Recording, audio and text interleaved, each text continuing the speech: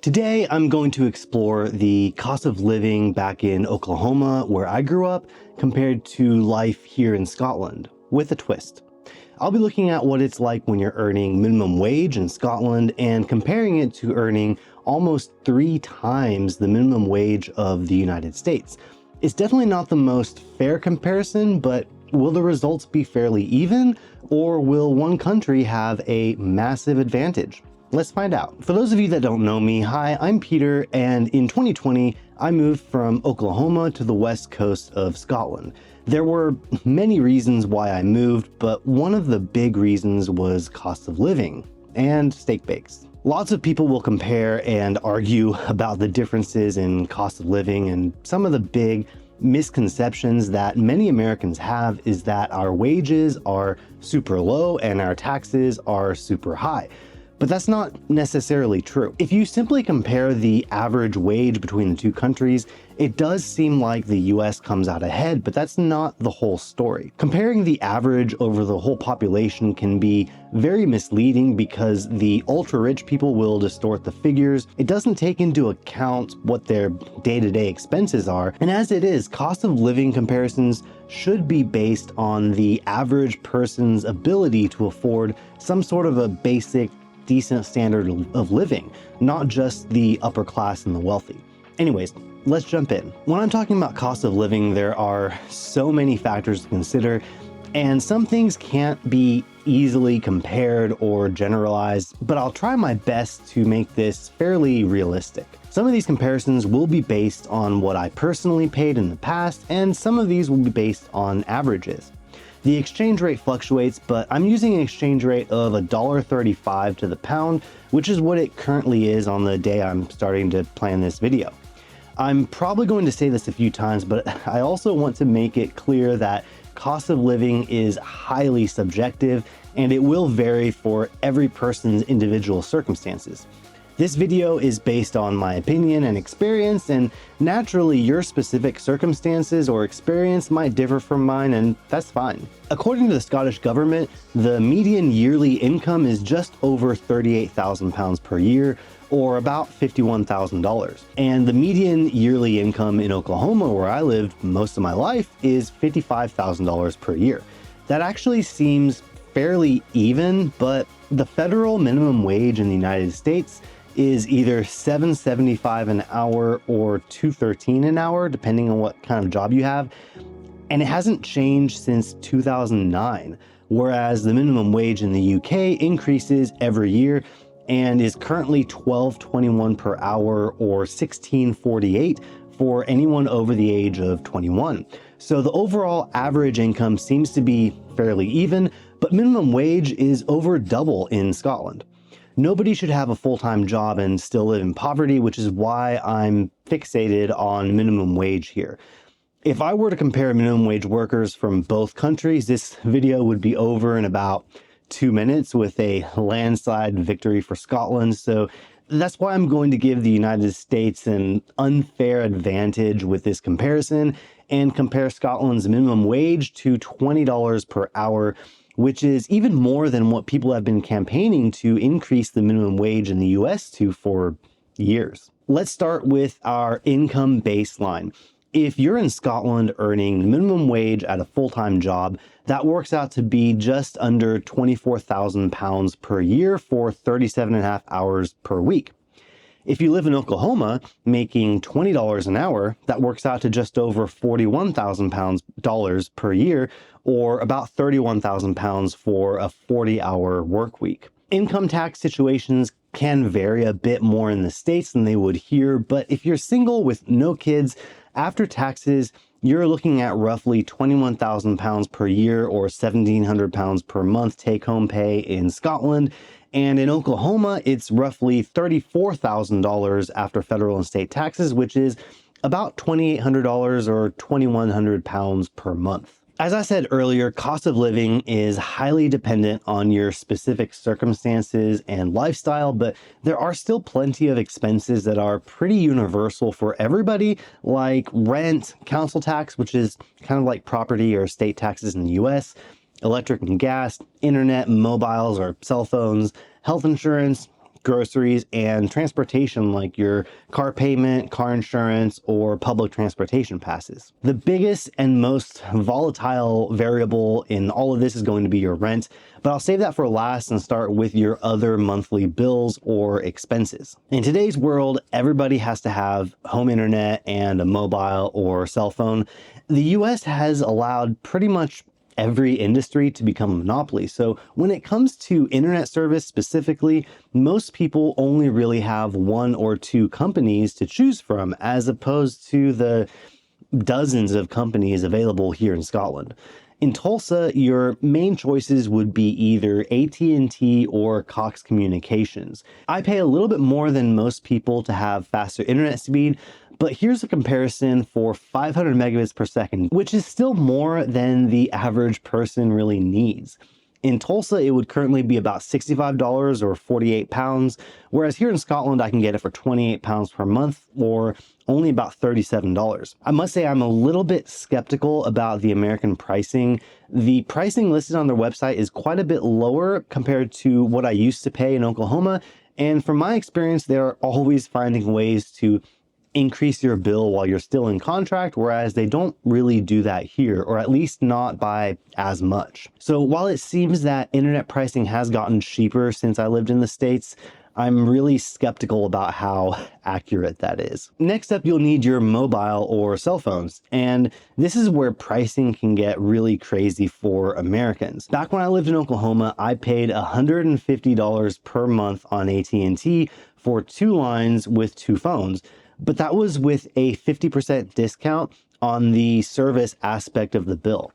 I'd never pay that much for my phone service here. My last phone in the US was financed, but in general, I always just owned my phones and paid for a SIM-only plan.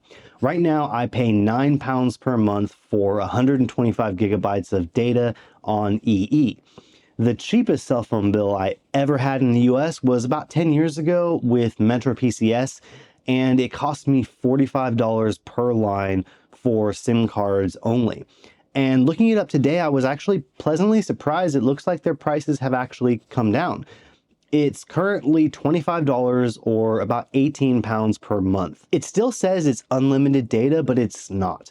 Once you hit 35 gigabytes of usage, they slow your speeds down to the edge network and it's unusable. So while you can probably get true unlimited data for about the same price here in Scotland, let's compare it to 30 gigabytes of data, which is still more than most people need or use. You can get that for £6 per month, which is only about $8. Another aspect to add to this is that if you're not a power user that needs the fastest speeds or low latency of home broadband, you can save even more money by not having home broadband. Tethering is a real option here in Scotland, and it isn't really a huge thing in the States. Many people here can just have their mobile service or a Wi-Fi hotspot box, and instead of paying for home broadband, they just tether to their phone or their laptop or TV.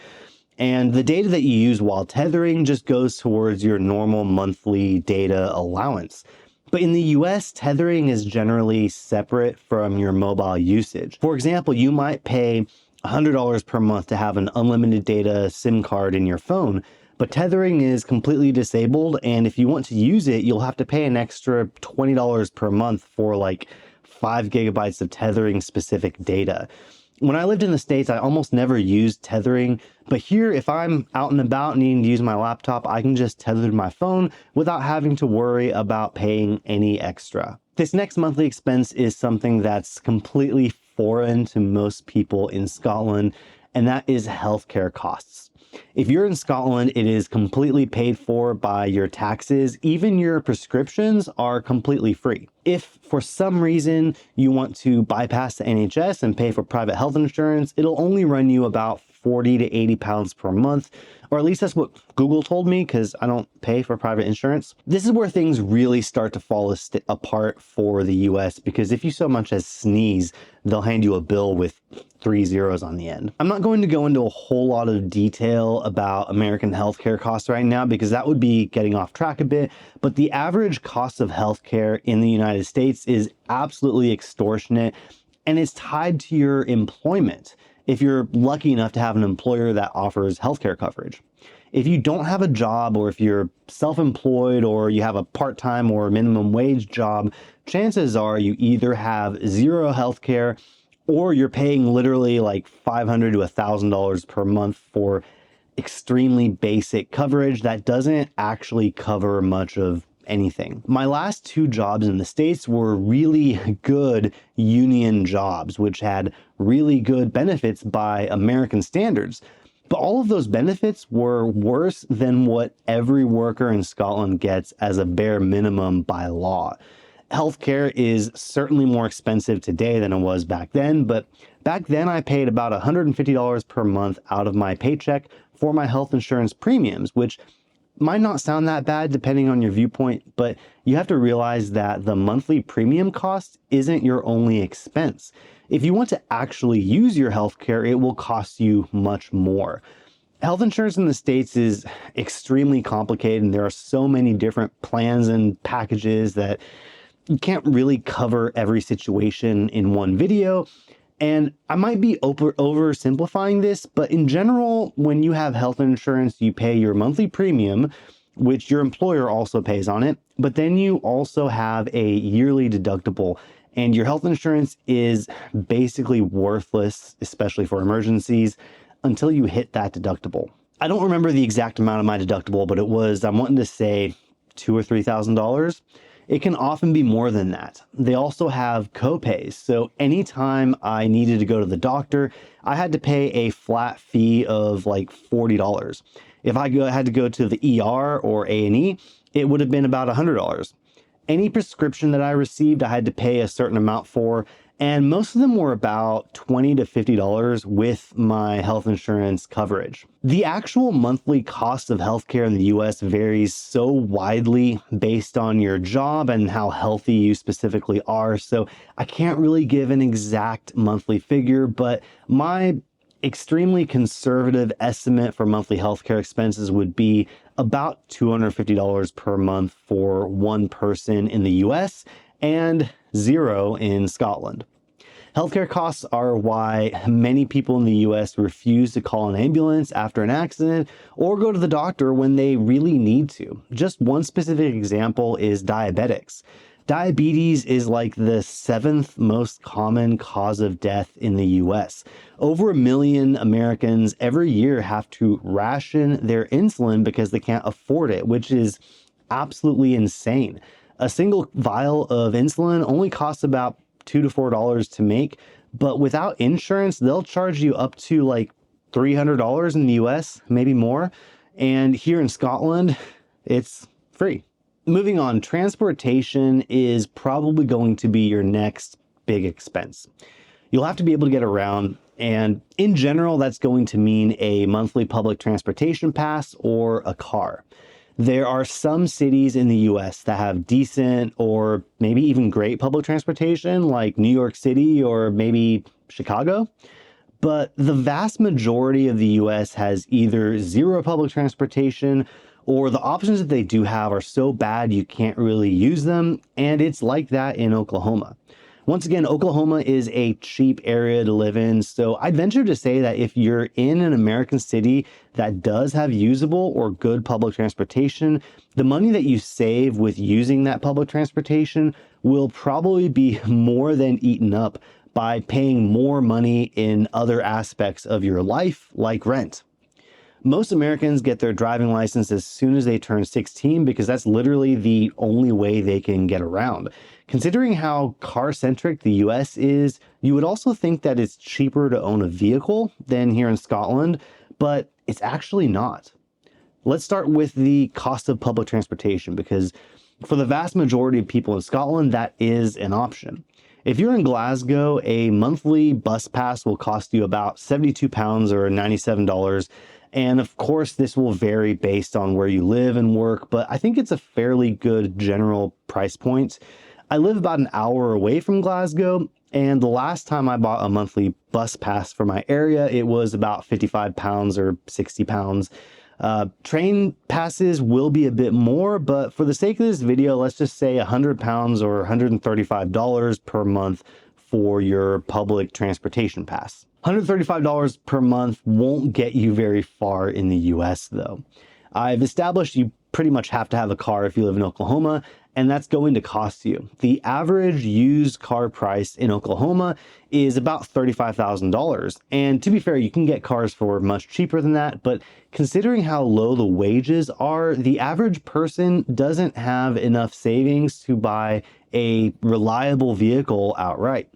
A quick look on Auto Trader in Oklahoma shows that you're looking at about $5,000 to $7,000 for a 10 to 15-year-old car with under 100,000 miles, and that is on the low end of the pricing. In the States, if your car runs and drives, even if it's a shitbox, it'll still probably be worth at least $2,000 to $3,000, maybe even more. Whereas here you can easily get a banger that's in fair condition for 1,000 to 2,000 pounds, maybe even less if you're lucky.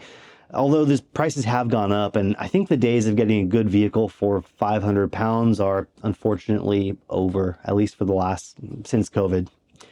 These numbers are on the low end of things, and obviously if you get a really old and cheap car, you'll probably end up with higher maintenance costs. But the point stands that you can get a car for much less in Scotland than in Oklahoma. Another important thing to know is that the cars here are generally maintained much better than they are in the US. Most states don't have any kind of an inspection, and service history when you buy a used car isn't really a big thing. Here in Scotland, once a vehicle is 3 years old, it has to have an inspection or MOT every year. If it fails that inspection, you can't drive it until it's fixed. And when you're buying a car, all you need is the reg plate or number plate, and you can look up its entire MOT history for free. Sometimes when I'm watching movies or TV shows, I'll look up the MOT history of cars that are on the TV just out of curiosity.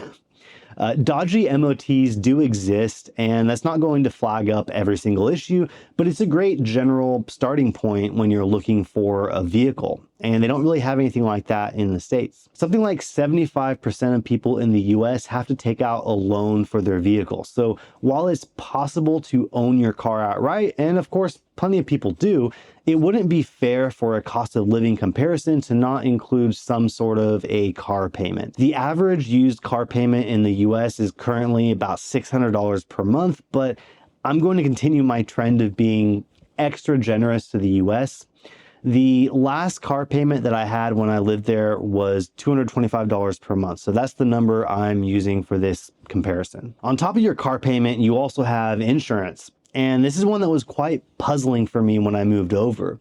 In the US, I've been driving since I was 15 and a half, and I've never gotten a speeding ticket, parking ticket, never been in any kind of an accident that I was at fault. My driving record there is perfect, yet the cheapest car insurance that I ever had was about $150 per month. When I moved to Scotland, I had to completely start over. The day I got my UK driving license, according to my insurance company, it was the first time that I've ever driven, but my insurance rate was still only £100 per month. From my understanding, that is very expensive for someone my age, but my rates have been going down every year as I build up my no claims bonuses and more driving experience here in Scotland. Of course, when you own a car, you have additional expenses to think, like maintenance and fuel. This is another aspect where Americans get the wrong idea about our monthly costs. Petrol or gas is typically more expensive here than what it would be in the States, but that's not the whole story. While we do spend more per liter or gallon of petrol and diesel, our cars are usually much more fuel efficient, and the distances we drive are much shorter. So most people do spend less money on fuel here than they would in the US. Oklahoma has some of the lowest prices of petrol in the US. If you go to California, it's going to be more like probably $4 or $5 per gallon, maybe more. But in Oklahoma, it's currently $2.78 per US gallon, which works out to be about 73 cents per liter or 54 pence per liter. I just filled my car up and I paid £1.29 per liter. So yeah, petrol is quite a bit more expensive here. But I keep detailed records of my fuel economy and petrol spend, and I only pay about 100 pounds per month in petrol. On top of that, my car, a Mercedes A160, only gets about 30 miles per gallon, which is not great fuel economy by UK standards. When I lived in the States, my last vehicle, which was a 2017 Volkswagen Passat, got an average of 27 miles per gallon, which is pretty decent fuel economy by American standards. And even with the cheaper gas prices, I was still spending about $250 per month in fuel. Let's talk about food now. This particularly stings because I'm really not exaggerating when I say that the cost of groceries has gone up by probably 2 or 3 times since I moved here in 2020. When I looked up the average weekly grocery spend in the UK, it says it's 31 pounds per person. And while that definitely would have been true a few years ago, I feel that's not true anymore. I'm pretty good at having a low food budget, and I spend about 50 to 60 pounds per week at Lidl. Although that does include food for my kids. But as much as I can and do complain about how expensive food has gotten here, it's still nothing compared to the US. The current average grocery bill in Oklahoma is $279 per week, over $1,000 per month. And I feel like that might be a bit low because 5 years ago, I spent about $700 per month on groceries for just 2 people. So for the sake of this comparison, I'll say your monthly grocery spend in Scotland would be about 200 pounds compared to $400 in Oklahoma, which is most likely quite a bit less than what it would actually be, especially if you're trying to have a remotely healthy diet. That finishes up your core monthly expenses before figuring out where to live. So far, since I've been extra conservative on the US side of the expenses, it actually seems fairly even, which is already insane because we're comparing the minimum wage of one country to almost 3 times the minimum wage of another. Now I'll get into the biggest portion of your monthly expenses, which will be your home. I'll start with rent, and I'll fully admit that this is where things start to get a bit dicey because this will fluctuate a lot depending on the exact place you're renting as well as the exact location. I looked up studio apartments that are currently available in Tulsa, Oklahoma, and 1-bedroom flats that are currently available in the Glasgow area. I'm not taking into account the desirability of these locations. Some of these apartments in Tulsa I know are pretty terrible and unsafe, and some of these flats in the Glasgow area might be terrible as well, but I'm mainly looking at pricing here.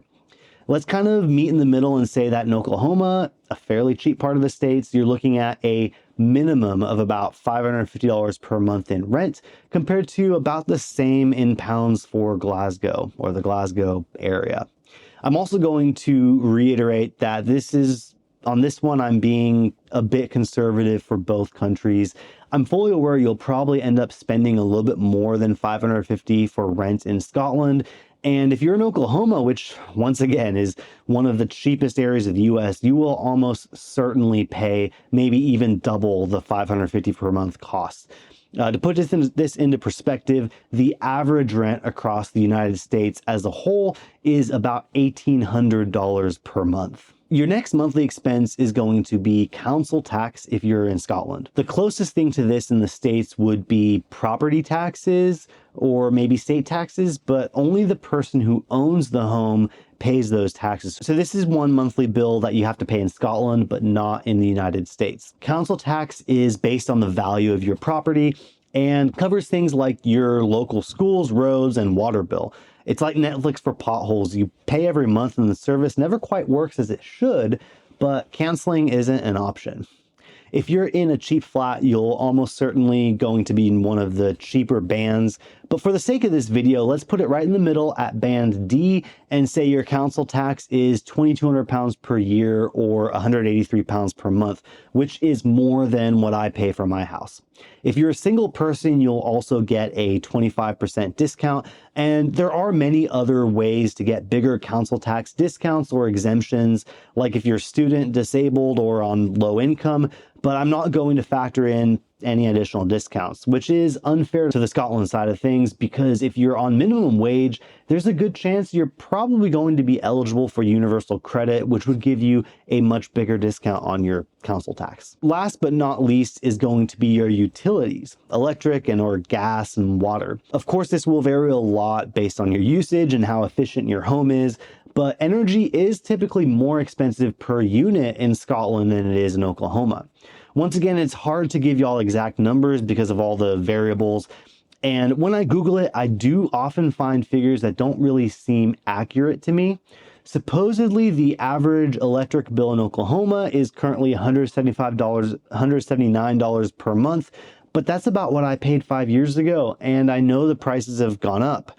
The supposed average monthly bill in the UK for both electric and gas is £150 per month, but I currently pay a little bit more than that. So in order to keep this comparison completely unfair to Scotland, I'm going to base it off of what I personally paid in Oklahoma 5 years ago, which was $150 per month for electric and $40 per month for my water bill, compared to £200 per month for gas and electric in Scotland with no water bill because that's part of your council tax. In my attempt to avoid making this video a little too overcomplicated, there are things I haven't taken into account with this comparison. In Scotland, there are many more benefits that you might be eligible for if you're earning minimum wage, especially if you have children. Things like universal credit, bigger council tax reductions or exemptions, child benefit, Scottish child benefit, school grants, council housing, the list goes on.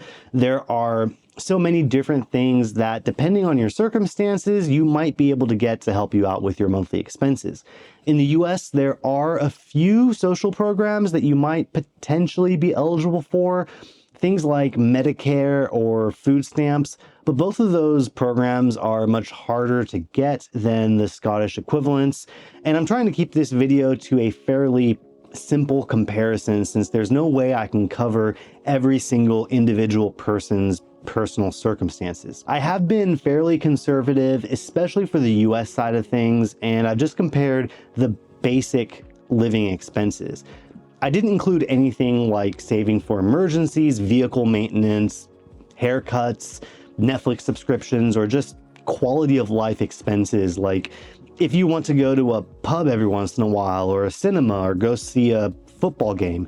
And those kind of expenses are almost all universally much more expensive in the States than here in Scotland. Let's be honest, if you go to a football game in the US, you're probably gonna have to take out a loan to pay for a hot dog. Let's see how this math adds up so far after deducting our monthly expenses. If you're living in Scotland on minimum wage, you're at about £380 or $515 per month left over for any miscellaneous expenses you have. And if you're in Oklahoma making almost 3 times the minimum wage, you're at $695 or £514 per month left over. That's a difference of only £133. If I would have compared both countries at minimum wage, $1,214 per month take home in the US, you'd be looking at a monthly shortfall of almost $900 per month in Oklahoma. Now, I can't deny that both the US and Scotland are in the midst of a cost of living crisis, and the economy has never really been worse than it is nowadays. I don't want to come across as trying to downplay the struggles that people have. There are plenty of people in the US that make even more than $20 an hour and are still struggling. Just like there are plenty of people here in Scotland that make more than minimum wage and are also struggling. Even here in Scotland, with a minimum wage that rises every year, that wage increase has not kept up with inflation and corporate greed. But at least it has increased. Unlike the minimum wage in the United States, that's stayed the same since 2009. People in both countries should have a higher minimum wage and a higher quality of life than what we currently have. But hopefully this video at least gave you some insight into how different the cost of living really is between a cheap area of the United States and what I have experienced here in Scotland. Hopefully my Scottish viewers will now understand a bit more about how and why I say that cost of living here is so much cheaper than back in the US, even with how much it's gone up over the last couple of years. Thanks for sticking around to the end of this video. Let me know in the comments if you can survive on minimum wage, and if not, what do you think the minimum wage should be where you live? Or maybe should there be a maximum wage? That's it for today. I will see you next time.